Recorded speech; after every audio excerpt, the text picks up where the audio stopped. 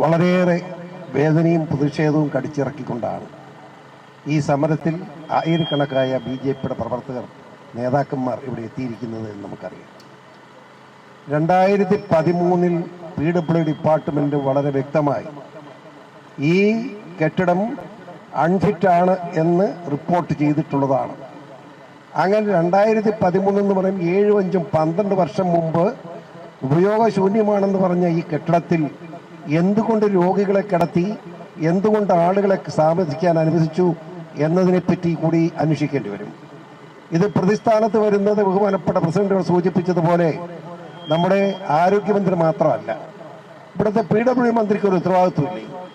എല്ലാ വർഷവും അറിഞ്ഞിരിക്കണം, എല്ലാ വർഷവും നമ്മുടെ മെഡിക്കൽ കോളേജുകൾ മുഴുവൻ ഓഡിറ്റ് ചെയ്ത് ഇൻസ്പെക്ട് ചെയ്ത് റിപ്പോർട്ട് PWD കൊടുക്കുന്നതാണ് DMOയ്ക്ക്.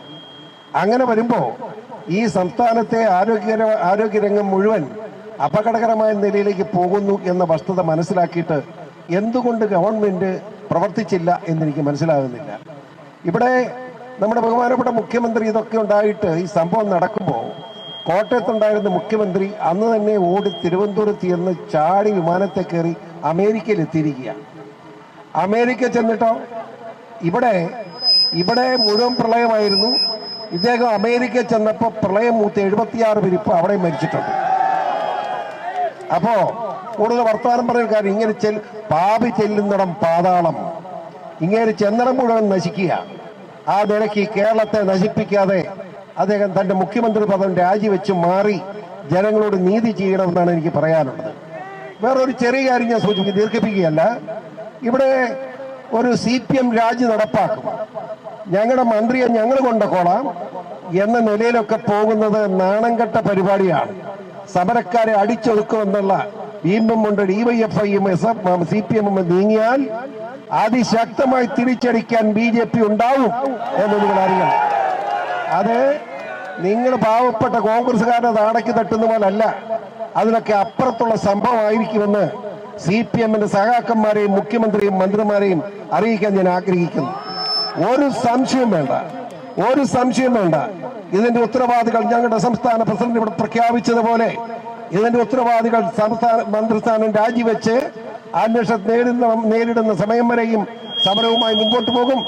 ആ സമരത്തിൽ നിങ്ങൾ എല്ലാവരും അണിചേരണം എന്ന് മാത്രം അഭ്യർത്ഥിച്ചുകൊണ്ട് ഇന്ന് ഈ സമരത്തിൽ നേതൃത്വം കൊടുക്കുന്ന നമ്മുടെ സംസ്ഥാന പ്രസിഡന്റ് തന്നെ വന്നിരിക്കുന്നു.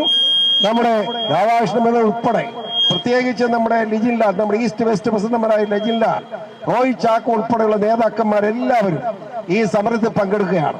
മുഴുവൻ നേതാക്കന്മാരുടെ പേര് ഞാൻ പറയുന്നില്ല, മുഴുവൻ നേതാക്കന്മാരും സമരരംഗത്തെത്തിയിരിക്കുന്നു. ഇവരുടെ പോലീസിന്റെ വെള്ളം ചീറ്റിയിലൊക്കെ അവരുടെ കൈവച്ചാൽ മതി, ഞങ്ങൾ ആരും ഓടുകയില്ല. വെറുതെ പോലീസുകാർ ആരോഗ്യം കളയരുത്. നിങ്ങൾ ഞങ്ങളുടെ ആളുകളാണ്. നിങ്ങൾക്ക് കൂടെ വേണ്ടിയിട്ടാണ് ഞങ്ങൾ സമരം ചെയ്യുന്നത്. നിങ്ങൾ കേരളത്തിന്റെ ഭാഗമാണ്. നിങ്ങളിൽ DYFIക്കാരുണ്ടെ അവരെ മാറ്റി നിർത്തിക്കൊള്ളുക. ബാക്കിയുള്ള പോലീസുകാർ ഈ പരിപാടിയായിട്ട് ഇറങ്ങരുത് എന്നുകൂടി അവരെ ഉപദേശിക്കാൻ ഞാൻ ഈ അവസരം ഉപയോഗിക്കുകയാണ്.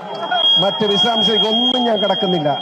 ഇത്രമാത്രം രൂക്ഷമായി ഈ പ്രശ്നത്തിൽ പ്രതികരിക്കാതെ നടക്കുന്ന ഇവിടുത്തെ കോൺഗ്രസ്സുകാരൻ, നീയൊക്കെ മനുഷ്യനാണോ എന്ന് കോൺഗ്രസിനോട് വളരെ എളിമയോടുകൂടി ചോദിക്കുകയാണ്. കോൺഗ്രസും നിങ്ങൾ മനസ്സിലാക്കണം, കേരളം കോൺഗ്രസും കമ്മ്യൂണിസ്റ്റും വീതിച്ചെടുത്ത് ആരെയും പ്രവേശിപ്പിക്കാതെ പ്രവർത്തിക്കുകയാണ്. അതിനിടയിലൂടെ ശ്രീ രാജീവ് ചന്ദ്രശേഖരന്റെ നേതൃത്വത്തിൽ BJP കേരളം പിടിച്ചടക്കുന്ന നാള് ഉടനുണ്ടാവും. അതിനുള്ള അവസരം ഉണ്ടാക്കി തരുന്നതിന് വേണ്ടി മുഴുവൻ ആളുകളുടെയും ആത്മാർത്ഥമായ പ്രവർത്തനം ഉണ്ടാവണം എന്ന് മാത്രം അഭ്യർത്ഥിച്ചുകൊണ്ട് ഈ സമരത്തിന് വേണ്ടി എത്തിച്ചേർന്ന മുഴുവൻ സഹപ്രവർത്തകർക്കും അഭിവാദ്യങ്ങൾ അർപ്പിച്ചുകൊണ്ട് എന്റെ എളിയ വാക്കുകൾ ഞാൻ ഉപസംഹരിക്കുന്നു. നന്ദി, നമസ്കാരം.